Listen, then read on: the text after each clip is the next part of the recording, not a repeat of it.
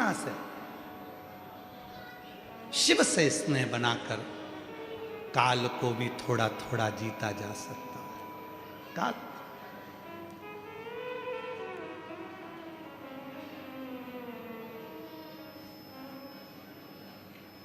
इसलिए महाराज शिव कथा कर रहे हैं, शिव की आराधना साधना कर रही है सावित्री ने। सावित्री शिव की साधना में जुड़ गई। शिव की साधना सावित्री कर रही है, शिव की आराधना सावित्री कर रही है। और सावित्री ने समय निकाला, ससुर की भी सेवा करती, सास की भी सेवा करती, पति की भी सेवा करती, साथ में थोड़ा सा समय निकालकर भगवान आए हैं। पहले से अभी तक आप लोगों को उस लाइन का मतलब मालूम है कि नहीं मालूम कि ये लाइन कब बनी, इस लाइन का निर्माण कब हुआ? अकाल मृत्यु वो मरे जो काम करे चंडाल का, और काल उसका क्या बिगाड़े जो भक्त हो। कोई तुमसे पूछे कि इस लाइन का निर्माण कब हुआ, बोलने वाले ने इस लाइन को कब बनाया था, तो कह देना महाभारत के वन पर्व में जो सावित्री की कथा आती है, और सावित्री ने जो यमराज से अपने पति के प्राण वापिस लेकर आई थी, वो शिव की कृपा से लाई थी। इसलिए अकाल मृत्यु वो मरे जो काम करे चंडाल का, और काल उसका क्या बिगाड़े जो भक्त हो मां। ये संवाद तब बना, ये संवाद का निर्माण तब हुआ, ये संवाद तब प्रकट हुआ।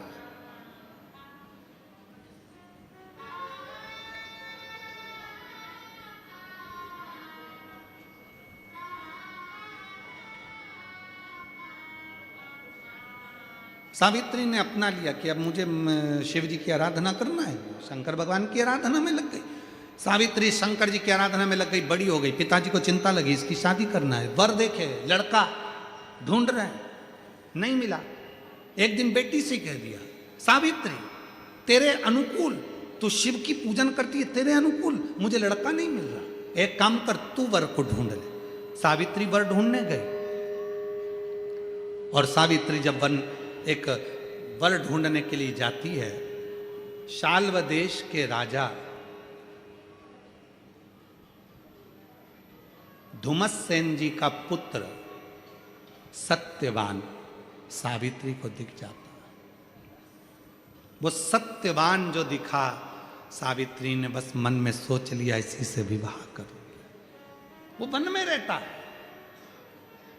राजा धुमत सेन के ऊपर उपद्रवियों ने आक्रमण कर कर उनका राज्य छुड़ा लिया था, तो वो वन में छुप कर रहते थे राजा धुमस्सेन। उनकी आंख की रोशनी नहीं थी, उनकी पत्नी की भी आंख की रोशनी चली गई थी। रो रो के सत्यवान उनका सेवा करता था। बस सावित्री ने एक दिन, सावित्री घर आकर पिताजी देव ऋषि नारद के पास बैठे थे, नारद जी चर्चा कर रहे थे श्री हरि की, और पिता अश्वपति ने पूछ लिया सावित्री से, क्या तुम्हें कोई वर मिला? सावित्री ने कहा, हाँ मुझे एक वर मिला। कौन? कहा राजा धुमस्सेन का पुत्र सत्यवान।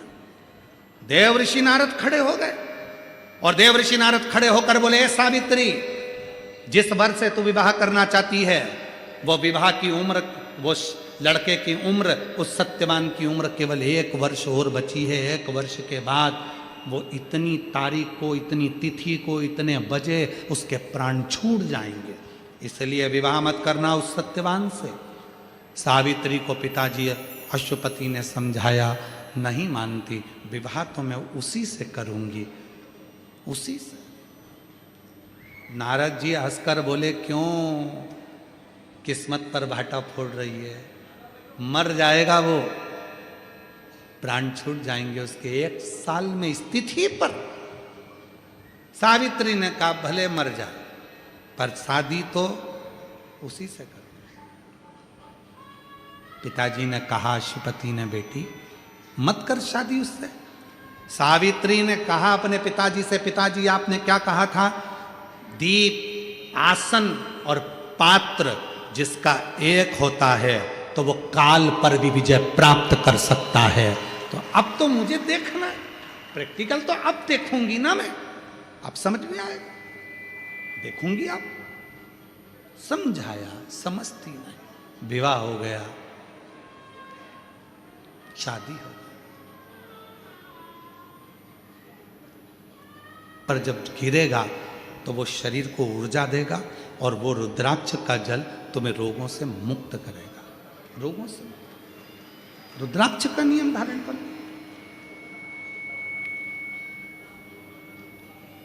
समय आया जब मालूम पड़ा कि उसके शरीर में एक रोग लग गया। फिर सीहोर मिलने के लिए आया, कहा उसकी माताजी ने कि मेरा बेटे को एक रोग है। बचपन में भी था और अभी भी उसको रोग है, हम बता नहीं पाए थे, पर अब डॉक्टर ने उसे बता दिया। और जब 13 साल का था तभी उसको रोग लग गया। अब क्या करें? वो डिप्रेशन में जा रहा है। हमने अश्विनी को बुलाया और कहा, अश्विनी क्यों चिंता करना, ये रुद्राक्ष नहीं है, ये तेरे गले में स्वयं शंकर जी है। हो सकता है उस समय पर तूने पूछा था और तेरे शरीर के पास में वो रुद्राक्ष आ गया था। डॉक्टर कह रहे हैं कि तेरा रोग बढ़ रहा है, पर विश्वास के साथ कहता हूं एक दिन ऐसा आएगा कि वही डॉक्टर कहेंगे कि तेरे शरीर से रोग समाप्त भी हो गया, वही कहेंगे। और अभी जब भिलाई के पास में कथा थी तब उस बालक की सूचना आई कि उसकी सारी रिपोर्टें नील आ गई और वो बच्चा पूर्ण तरह से स्वस्थ हो गया। ये शिव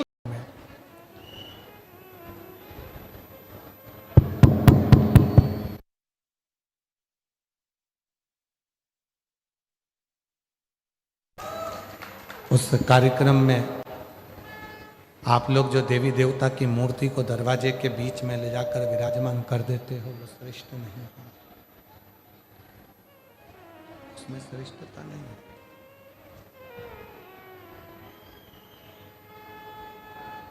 शिव दरवाजे पर नहीं, शिव आपके हृदय में विराजमान होना चाहिए। शिव चौखट शंकर तुम्हारे भीतर विराजमान, शिव तुम्हारे भीतर विराजमान हो, शंकर तुम्हारे हृदय में विराजमान हो। क्यों रखी है? कि जितना हो सकता है बुद्धि की भी शीतलता हो, मन की भी शीतलता।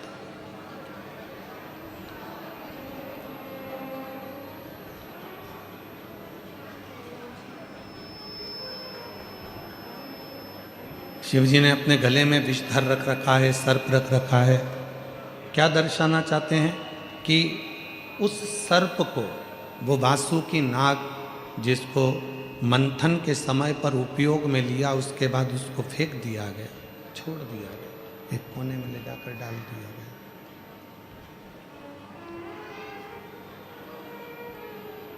कोई देवता उस वासुकी नाग को पूछने भी नहीं गया कि तुझे तकलीफ क्या।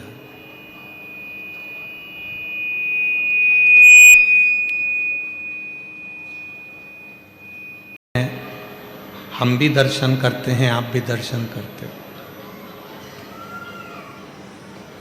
पर एक समय ऐसा आ गया था कि बर्बरीक के पास में लड़ने के लिए जब कुछ नहीं था तो बर्बरीक ने भी शंकर की आराधना कर कर 3 बाण भगवान शिव से प्राप्त किया था। और शिवजी ने कह दिया था कि ये 3 बाण, इसलिए दुनिया के लोग कहते 3 बाण धारी। श्याम बाबा के लिए दुनिया कहती है ना 3 बाण धारी हारे का। वो 3 बाण किसने दिए? भगवान देव अधिदेव महादेव।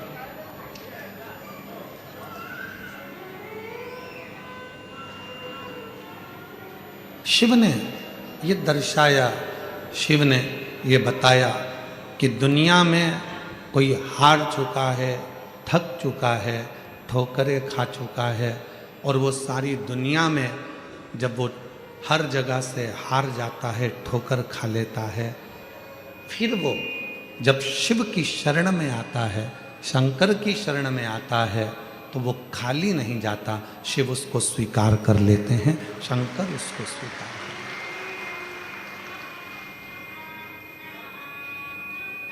हैं। ऐसा कोई देवता, 33 कोटि देवताओं में कोई ऐसा देवता बता दो जिसको मेरे देवाधिदेव महादेव ने कुछ ना दिया।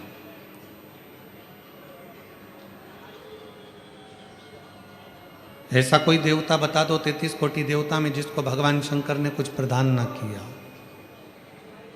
इंद्र को भी उसकी सत्ता वापस मिली है तो शिव की कृपा से मिली।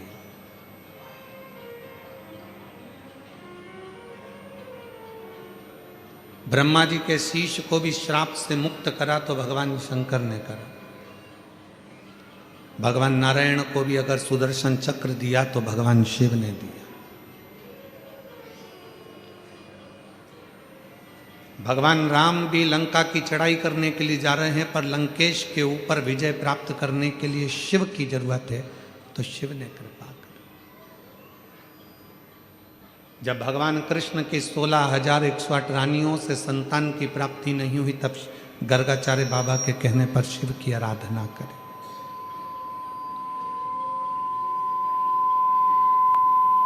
तब लाखों की संख्या में संतान की प्राप्ति हुई। कौन है ऐसा जिसको मेरे देवाधिदेव महादेव ने नहीं दिया?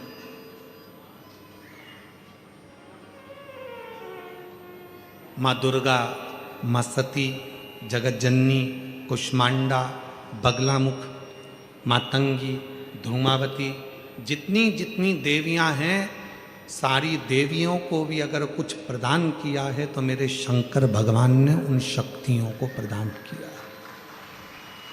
शिव ने दिया।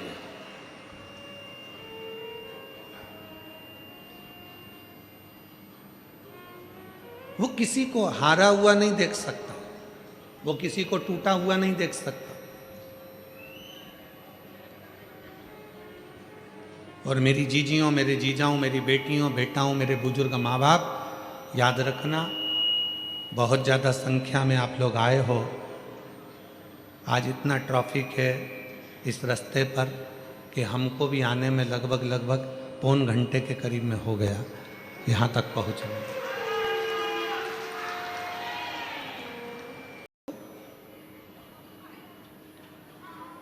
शिव जी ने कहा ठीक है, शंकर भगवान देते हैं पर परीक्षा थोड़ी लेते हैं। क्यों? शिव जी को मालूम है कि इसके बाद अगर मैंने जब इसका हाथ पकड़ लिया तो फिर इसको डूबने नहीं दूंगा। दुनिया मुझे भूल जाए पर मैं उसको नहीं भूलता जो एक लोटा जल मेरे मंदिर में आकर चढ़ा, उसको नहीं भूलता मैं।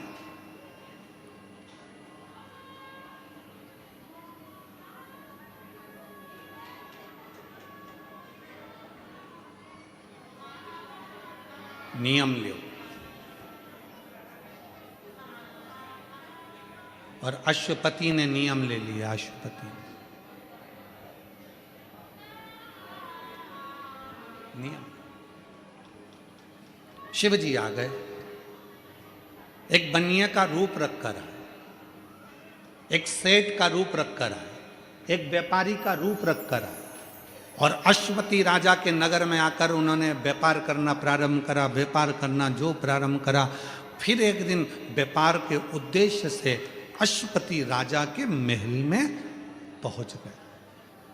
स्वयं शिव एक व्यापारी का रूप रखकर अश्वपति राजा के महल में पहुंच गए।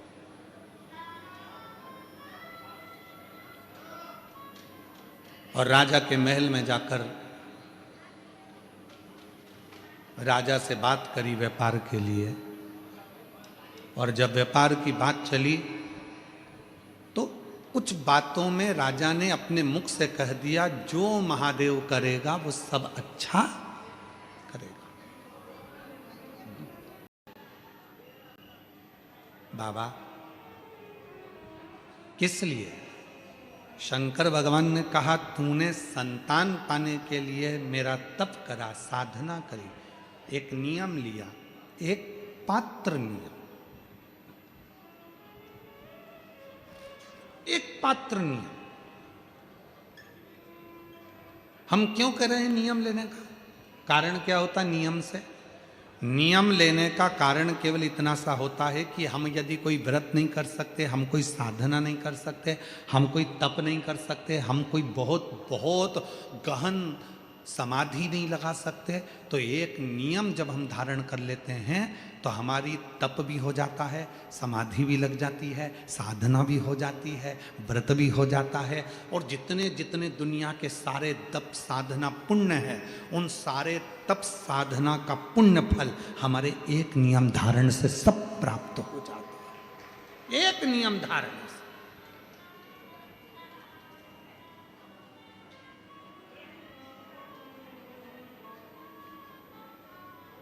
और महादेव नमन चरणों में भगवती हो गई। और अश्वपति की धर्म पत्नी जब गर्भवती हुई और गर्भवती होकर एक बेटी को जन्म दिया, उस बेटी का नाम सावित्री। क्या नाम पड़ा? सावित्री। सावित्री बचपन से ही अपने पिता को शिव जी की आराधना करती हुई देखती थी, तो शंकर भगवान की आराधना में सावित्री ने कई प्रश्न किए थे और पिताजी ने उसको ज्ञान उपदेश दिया। ज्ञान उपदेश, पिताजी ने एक नियम सिखा दिया सावित्री को। दीप, आसन, पात्र एक होना चाहिए। मेरी कई माताओं की आदत रहती है, घर में 3-4 पानी के लोटे रख लेती हैं, अगर एक आध लोटा कहीं चले गया तो दूसरा लोटे से जाकर चढ़ाया आऊंगा।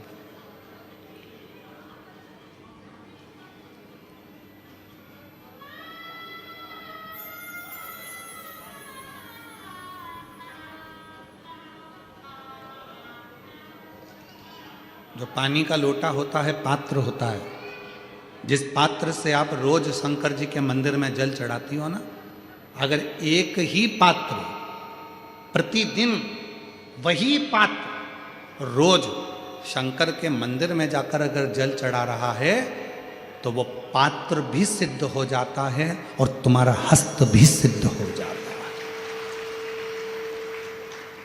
पात्र भी सिद्ध होता है। आप में से कई मेरी जीजियां बैठी होंगी जो आसन लगाकर जप करती हैं, कई मेरे जीजा बैठे होंगे जो आसन लगाकर पाठ करते हैं। अपना आसन बैठे, पाठ करा, पूजन करा, आसन को वापस फोल्ड करा, घड़ी बनाई, वापस रख दिया। वो आसन पर किसी को नहीं बैठने देते। मेरा आसन मैं नहीं बैठने दूंगा। कई पर अपनी कुर्सी पर चाहे दुनिया का कोई भी आ जाए, कोई व्यापारी अपनी कुर्सी पर किसी को नहीं बैठने देते। हाँ, दुकान का ओपनिंग करना होगा, मुहूर्त करना होगा, कोई आया है उसके पहले तो बैठ जा, पर जिस दिन मैंने दुकान खोल ली और उस कुर्सी पर मेरा आसन लग गया, फिर मैं उस कुर्सी पर नहीं बैठने दूंगा। और अगर बिठाएगा भी तो अपना आसन उठाकर रख देगा, फिर बिठाएगा, पर अपने आसन पर नहीं बैठने देगा। दीप, एक कथा यूट्यूब पर डली होगी हमारी, दीप श्री शिव महापुराण की कथा, दीप माली का। कभी मौका मिले तो उसको निकाल कर सुनना, उसमें वर्णन किया था।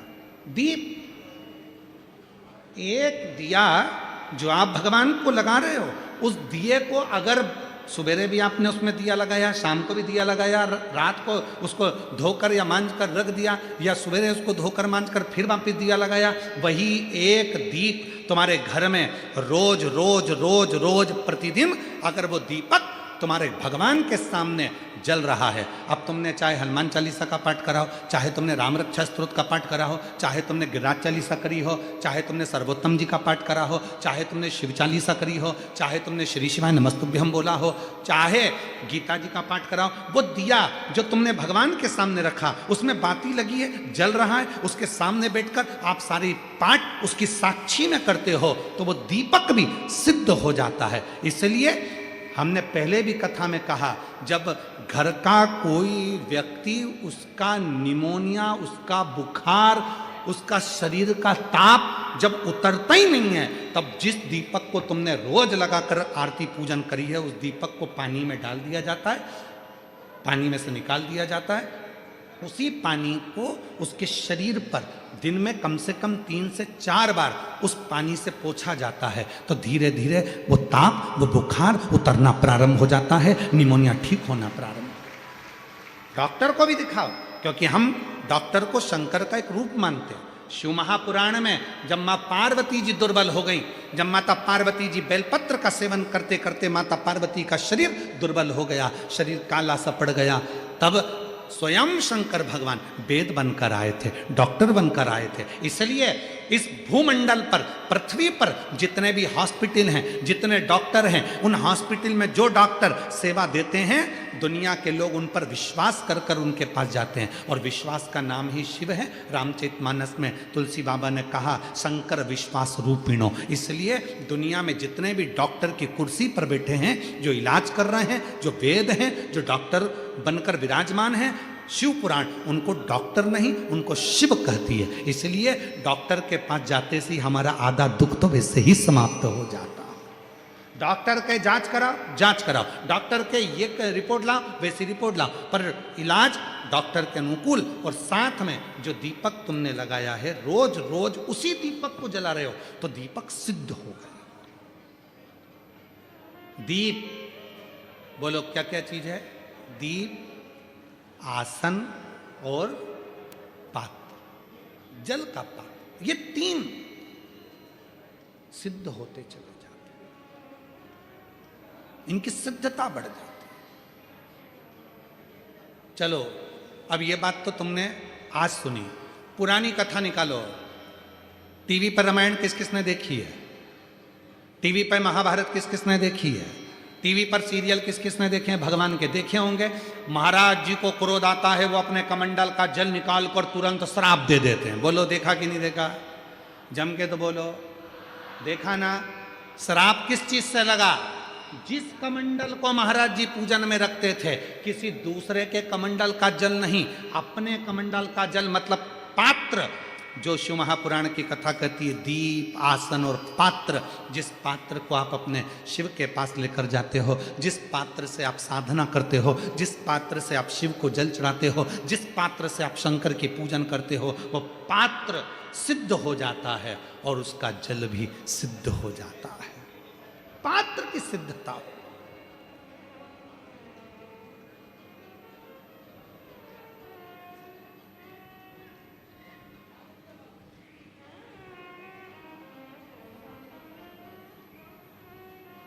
कहा, सावित्री, दीप, आसन और पात्र जब ये एक रहें, तो संसार में किसी की हिम्मत नहीं है कि कोई तिरछी निगाह से देखे।